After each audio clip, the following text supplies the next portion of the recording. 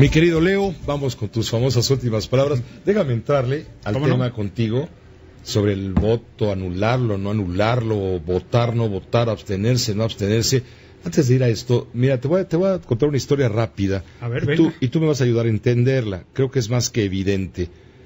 El gobernador de Guerrero, Rogelio Ortega. ¿Interino? No, ya es sustituto.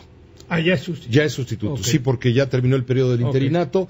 ¿Te acuerdas que dejó de ser gobernador 4 horas y media? Sí. Y lo nombró el Congreso ya de una vez para que acabe con esto hasta finales de octubre, que es cuando tomaría posesión quien resulte electo el próximo... Pero vaya, es el que salió de ahí, de la banca para reemplazar a Ángela. Que viene de la universidad, era secretario de la Universidad de Guerrero, etcétera. Bueno, él abrió 41 acuerdos con agrupaciones, concedió plazas, dio concesiones y un edificio entre lo pactado, ¿con quién? Con miembros de la CETEG. Sí, claro. De la Coordinadora Estatal de Trabajadores de la Educación. Acordó con este movimiento social una ley de amnistía, traer presos guerrerenses de otras entidades a su lugar natal, beneficios para plazas del magisterio y hasta los recursos económicos necesarios para construir un edificio de gestión para el Frente de Defensa Popular. Abrió 41 acuerdos firmados por su administración con el Movimiento Popular Guerrerense, que agrupa diversas organizaciones sociales quienes exigen la presentación con vida de los 43 normalistas de Ayotzinapa. De acuerdo con la minuta de acuerdos alcanzados, destaca que el gobierno del Estado se compromete a gestionar plazas para docentes, en fin. ¿Cómo ves? Pues que rápidamente el señor Ortega aprendió de esa máxima que utilizaban los viejos políticos priistas de que problema que se resuelve con dinero, problema que sale barato. Uh-huh. Y evidentemente, pues aquí tanto el gobierno de Guerrero como el gobierno de Oaxaca están en un problema porque en estas épocas electorales, pues estos grupos como la CETEG y la Sección 22 aprovechan estas épocas electorales para presionar al gobierno, en este caso con la idea de boicotear las elecciones, lo cual sería muy grave, y pues esa presión pues le sacan todo este tipo de cosas a cambio de sí dejar que haya elecciones en los dos estados. Es un vulgar chantaje.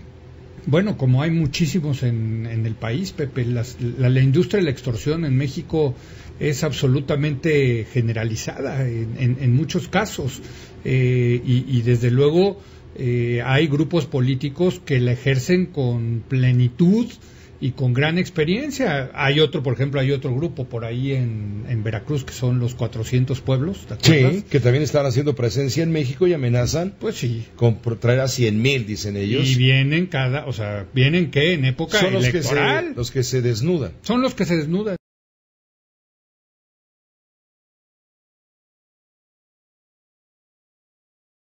Sí. Fíjate que yo una vez los critiqué y se fueron a presentar desnudos ahí al periódico Excelsior a reclamar que los atendiera. Yo ni siquiera estaba en el periódico, desde luego, ¿no? Pero pero sí, evidentemente pues son malas noticias. Pero fíjate, esto me da pie para entrar al tema del debate, porque yo creo que sí hay que diferenciar a aquellos que quieren boicotear las elecciones, que no se quieren llevar a cabo que no quieren que haya elecciones. Si antes no les conceden sus canonjías, sus privilegios. Claro, sí.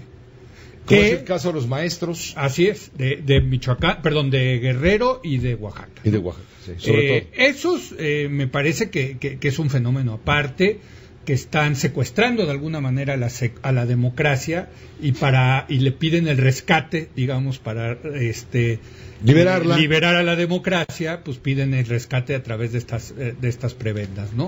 De otro fenómeno que se está dando mucho, sobre todo en las redes sociales, y donde dos colegas míos que yo respeto muchísimo están de acuerdo con esta postura, que son José Antonio Crespo, colega aquí también, de nosotros, claro. De nosotros, columnista del Universal, y Denise Dresser, colaboradora nuestra en Es la Hora de Opinar en Foro TV, editorialista del periódico Reforma, donde ellos hacen un razonamiento de que lo que vale la pena el próximo 7 de junio es anular el voto. Están por el anulismo. O sea, sí ir a la urna, sí presentarse en la casilla, sí hacer el esfuerzo para ir a votar, pero anular el voto, ya sea poniendo una cruz en todos los partidos, o poniendo yo anulo, o etcétera.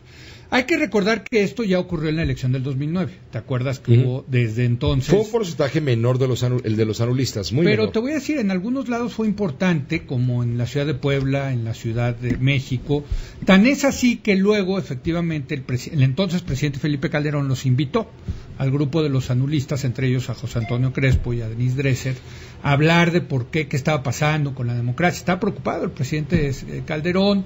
A raíz de eso sale una propuesta de reforma política del presidente Calderón que a la postre no prosperó porque la oposición se la frenó. En este caso el PRI. En este caso el PRI. ¿Manlio Fabio Beltrones? Bueno, pues Beltrones lleva como 18 años en esto, como ¿no? 15, sí. 15, ¿no? Ya se le acaba, ¿no? Su carrera ahora sí legislativa. No, yo creo que empieza una nueva, ¿no? Pero la carrera legislativa, digamos, sí. empezó diputado, luego senador, luego diputado, Podría ser senador la próxima. Pero hasta dentro de 3 años, ¿no? Así es, dentro de 3 años, pero yo creo que él va por el PRI, según ha manifestado interés. Bueno, esa es una de las grandes preguntas que nos estaremos haciendo el 8 de junio, ¿qué van a hacer con Manlio, no? Bueno, de hecho terminan el 31 de agosto, hay que decirlo, ¿no? 30 de agosto la legislatura. Vendrá en agosto el anuncio. Sí, seguramente César Camacho, el actual líder nacional del PRI, por su nueva función como diputado federal plurinominal y seguramente, no lo dudes, líder de la bancada del PRI en San Lázaro, tendrá que dejar el cargo porque no es compatible. No hay nada, se lo impide, pero no. Este va a ser interesante porque los 3 coordinadores de bancadas fueron los 3 presidentes de los partidos durante el Pacto por México. A ver, Jesús Zambrano. Sí, Jesús Zambrano, Madero del PAN, Gustavo Madero y César Camacho. O sea, los 3, digamos, artífices del Pacto por México. ¿Qué va a pasar con el PRI? Porque, bueno, pasa la elección, vienen los reacomodos, seguramente habrá resultados interesantes para este partido político. Yo creo que va a depender de los resultados, va a depender mucho de qué tan bien, qué tan mal le va al PRI, en los estados, en la federal. En el caso de Manlio Fabio va a ser muy importante el desenlace en la elección de Sonora, porque pues sabemos que Claudia Pavlovich es un cuadro cercano a ella, y hay que decir, los candidatos muy cercanos a Manlio Fabio no les han ido muy bien en las elecciones. Acuérdate que perdió Añorbe en Guerrero, perdió luego Castro Trenti en Baja California. Ya sería como si pierde Claudia Pavlovich, pues decir, oye, pues es que los candidatos de Manlio no jalan, ¿no? O por lo menos eso es lo que van a decir los adversarios de Manlio Fabio Beltrones dentro del PRI, pues que son muchos, ¿no? Porque pues como en todos los partidos hay grupos, ¿no? Y hay muchos grupos que no quieren que llegue Manlio. Yo creo que Manlio Fabio Beltrones no es un hombre que se pueda quedar quieto. Es decir, una vez que termina su gestión como diputado federal y demás, y después de 15 años ininterrumpidos en el Congreso, no se va a quedar quieto. Y si no va al PRI, pues yo creo que sí se va a placear, ¿eh? Pues mira, vamos a ver qué pasa, vamos a ver si lo integran de alguna manera al grupo del presidente Peña Nieto. Hoy, por cierto, le sacaron un desplegado muy fuerte, no sé si lo viste, a Manlio Fabio Beltrones, acusándolo de estar dándole recursos a la campaña de Claudio Pavlovich a través de sus viajes que realiza también en avión privado.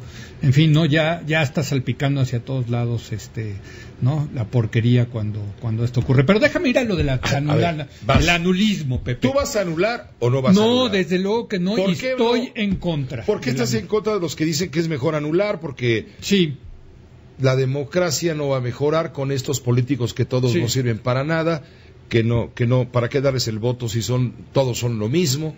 Mira, yo en primerísimo lugar me rehúso a anular mi voto, Pepe, porque yo soy de una generación que me tocó ver el cambio de la transición del México autoritario al México democrático.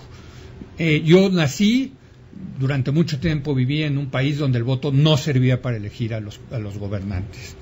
Y ahora vivo en un país donde el voto sí determina quién va a ser esos gobernantes. Y sé el trabajo, el esfuerzo, el tiempo, hasta vidas humanas hubo en el camino que se perdieron para lograr que en México sí se respetara el voto, sí contara el voto, México fuera una democracia liberal. Y en ese sentido... ¿Eres romántico? Sí, lo digo hoy en mi artículo, sí soy romántico, ingenuo, algunos me han tildado en las redes de otras cosas, pero sí me gusta pensar que mi voto cuenta. Y prefiero que cuente para algo, ya sea para apoyar al ganador o ya sea para apoyar a la oposición. ¿Por qué? Porque me cuesta mucho trabajo, siendo parte de esta generación, ir a votar para anular mi voto. No lo puedo hacer, me rehúso a hacerlo, casi te diría, es un tema generacional. Ahora, en segundo lugar, sí creo que los anulistas parten de una premisa equivocada, Pepe. Y la premisa equivocada es que todos los partidos y todos los candidatos son iguales. Igual de malos. Igual de malos. Yo no lo creo. Yo creo que sí hay candidatos por los que vale la pena votar. Sí hay candidatos honestos. Sí hay políticos que quieren trabajar a favor de sus comunidades. Quizá no sean muchos, pero yo sí los he conocido. Y me parece que decir que todos son malos y que todos son y que todos no vale la pena votar por ellos, pues es un discurso que a la larga te puede llevar a la tentación de un regreso autoritario. Pero mira, Pepe, vamos a suponer por un momento que efectivamente tienen razón los anulistas y que todos los partidos, todos los candidatos son lo mismo, son malos, ¿no? Bueno, pues hasta dentro de los malos hay diferencias. O sea, tú invitas entonces a no anular y votar no por el bueno, sino por el menos peor. Por el menos malo. El menos malo. Exactamente. O no por el peor. Porque, entre el malo y el peor, el malo. Digo, entre un político inepto, uno corrupto o un autoritario, bueno, pues también dices, pues prefiero el menos malo que el peor, ¿no? O sea, ahora, sí quiero insistir en una cosa, yo sí estoy seguro que ahí afuera existen políticos por los que vale la pena votar. Te voy a decir por qué. Porque los políticos son un reflejo también de la sociedad mexicana. No podemos decir que los políticos nos los trajeron de Marte y nos los echaron acá y son gente diferente a nosotros. Son muy parecidos a los mexicanos en cuanto a sus valores, en cuanto a sus actitudes, en cuanto a sus conductas. Y como hay mexicanos buenos, pues también hay políticos buenos. Ahora, termino diciéndote esto, Pepe, porque sé que ya nos tenemos que ir, diciendo, hay un dato que para mí va a ser fundamental para decidir por quién voy a votar y que sí demuestra que hay diferencias entre ellos. Al día de ayer había 237 candidatos que se habían registrado en la iniciativa 3 de 3, es decir, de hacer públicas su declaración patrimonial, su declaración de conflictos de interés y su declaración de impuestos de los últimos 3 años. 237 de casi 10,000. Bueno, son pocos, pero yo prefiero votar por alguno de esos 237 que no votar, porque si no voto por alguno de esos tres, no estoy reconociendo el valor de estos políticos de decir, yo sí estoy dispuesto a publicar mi riqueza y mis intereses para ganarme el derecho a gobernarlos. Por lo tanto, me puse a revisar, y en mi delegación, Pepe, de todos los candidatos a jefe delegacional, hay 2 candidatas que sí han presentado el 3x3. Bueno, yo voy a considerar mi voto por alguna de esas 2 candidatas y si en estas semanas, en estos días, se anotan otros, pues también los consideraré a ellos. Prefiero, en lugar de anular mi voto, premiar a esos políticos que, pues que efectivamente se han inscrito al 3 de 3. Y doy un ejemplo rápido, Pepe. En Querétaro, el candidato del PRI, Loyola, no ha presentado el 3 de 3, pero sí lo ha hecho Pancho Domínguez del PAN. Bueno, si yo fuera queretano, desde luego no consideraría votar por Loyola, sí consideraría votar por Pancho Domínguez. Pero para que no me digan que luego yo soy panista, pues lo mismo haría en Sonora. Gándara no ha presentado el 3x3, Pavlovich sí ha presentado el 3x3. En el caso de que yo fuera sonorense, sí consideraría votar por Pavlovich y no por Gándara. ¿Sí me entiendo? Es decir, sí, yo quiero salir a premiar a aquellos que ya entendieron el mensaje de que en México los políticos tienen que ser transparentes, empezando por su declaración patrimonial, su declaración de intereses y de su declaración de impuestos, y a esos son a los que hay que premiar. Por eso me parece un desperdicio anular el voto en lugar de usarlo como premio o castigo, que al final del día es la razón del voto, Pepe. Lo peor alrededor de anular o no anular sería la abstención. Eso sí será lo peor, porque habría aquel partido con una mejor estructura, una mejor maquinaria, tendría más posibilidades de ganar una elección. ¿Y por qué? Porque no hubo el motivo de la gente para salir a votar. Yo también estoy a favor de ir a votar. No sé si de anular o no anular. Sí. Tal vez no comparta tu punto de vista. No, bueno, yo desde que tuve credencial de porque votar es una obligación, sí, pero también es un derecho. Mira, yo te voy a decir desde que la primera vez que saqué mi credencial de elector, que si no mal recuerdo pude ser para la elección de 1985, no he dejado de votar entonces. Y no solamente eso, Pepe, yo llevo a mis hijos a la casilla para que vean lo que es ese ejercicio ciudadano, del día en que se organizan los ciudadanos, porque hay que decir que son los ciudadanos los que abren las casillas, los que cuentan los votos, los que están ahí metidos todo el día, para ver quién nos va a gobernar. Creo que es un ejercicio cívico que nos merecemos todos los mexicanos, por lo menos los de mi generación, y los de la tuya, Pepe, sí, que sí nos tocó ver que eso no servía para nada.